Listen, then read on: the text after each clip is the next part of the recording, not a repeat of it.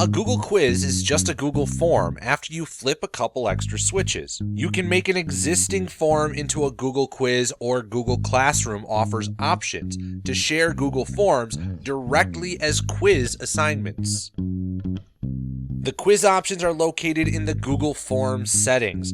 Click on the universal settings icon, the gear. The settings menu will open up after you click.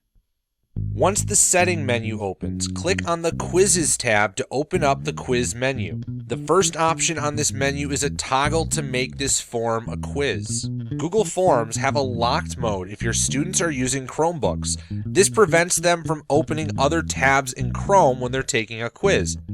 This may, however, prevent students from accessing calculator emulators if it's a math assessment, but it will prevent them from opening up Wikipedia and looking up the answers to a social studies question. You can choose to either release grades automatically or after you've manually graded the quizzes. Manually releasing the grades keeps correct answers a secret until you've had time to grade the free responses and look over the work.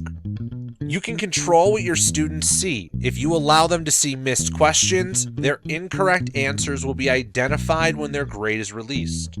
You can choose to have their correct answers identified when their grade is released.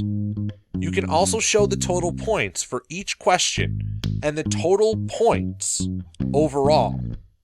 This will help students see the importance of and impact made by each question. You can make other setting changes that'll impact your quiz from the presentation and general tabs as well. When all of your settings are complete, click on the Save button. Now that the Google form is a quiz, you can edit each question's answer key. Once you've clicked the Answer Key button, you can add point values for each question. If you'd like to add feedback to the question, click on the Add Answer Feedback button. If the question is open-ended, you can only provide one feedback option. You can use this space to explain the correct answer or provide any information students might need after answering the question. Feedback is not released until grades are released. If the single line of feedback isn't enough, you can add a URL link to another website or a video from YouTube. Students may not always read the feedback, but they may benefit from some other type of visual extension. Once you've completed your feedback, click on the Save button.